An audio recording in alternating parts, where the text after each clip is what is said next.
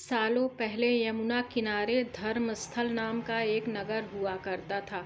वहाँ एक ब्राह्मण रहता था जिसका नाम गणपति था। उसकी एक सुंदर और गुणवान बेटी थी। जैसे ही उसकी शादी की उम्र हुई तो वो और उसका पूरा परिवार उसके लिए योग्य वर ढूंढने में लग गया। एक दिन ब्राह्मण किसी के घर पूजा करने के लिए गया और उसका बेटा भी पढ़ाई के लिए घर से बाहर चला गया। उस समय घर में ब्राह्मण की बेटी और उसकी पत्नी ही थी। उसी वक्त एक ब्राह्मण लड़का उनके घर आता है। ब्राह्मण की पत्नी उस लड़के का अच्छे से सत्कार करती है और खाना खिलाती है। लड़के का स्वभाव ब्राह्मण की पत्नी को पसंद आता है और वो उससे अपनी बेटी की शादी का वादा कर देती है। उधर ब्राह्मण गणपति जिसके घर पूजा करने गया था, वहाँ भी वो एक ब्राह्मण लड़के से मिलता है और उससे अपनी बेटी की शादी करवाने का वचन दे देता है। ब्राह्मण का बेटा जहाँ पढ़ने गया था वो भी वहाँ एक लड़के से यही वादा कर देता है। कुछ देर बाद गणपति और उसका बेटा दोनों खुद से चुने हुए लड़के को लेकर घर पहुँचते हैं। दोनों घर में एक और ब्राह्मण लड़के को देखकर चौंक जाते हैं।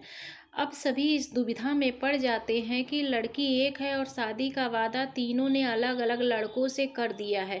अब क्या होगा? लड़की का विवाह किससे करवाएंगे? इसी दुविधा के बीच पड़ोसी उनके घर खबर लेकर आते हैं कि उनकी बेटी को मोहल्ले में ही सांप ने काट लिया है। भागा भागा पूरा परिवार और तीनों ब्राह्मण लड़के लड़की के पास पहुंचते हैं, लेकिन तब तक लड़की की मौत हो जाती है। यह देखकर तीनों लड़के दुखी हो जाते हैं।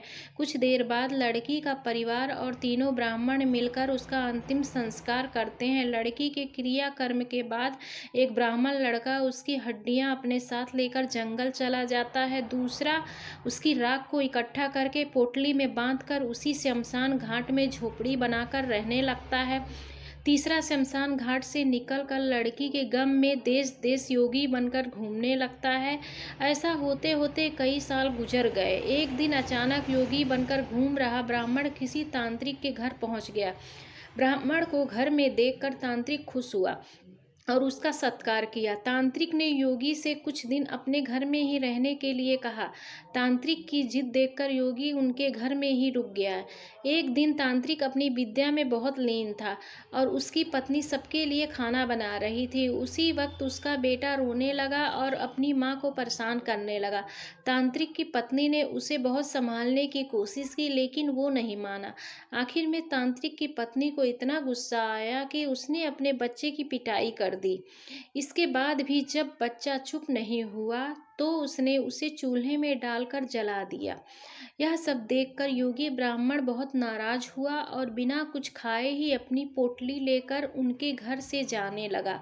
इतने में तांत्रिक आया और योगी से कहा, महाराज, खाना तैयार है, आप इस तरह गुस्से में बिना खाए यहाँ से ना जाएं। पति कौन है? आगे की कहानी भाग 2 में देखिए। धन्यवाद।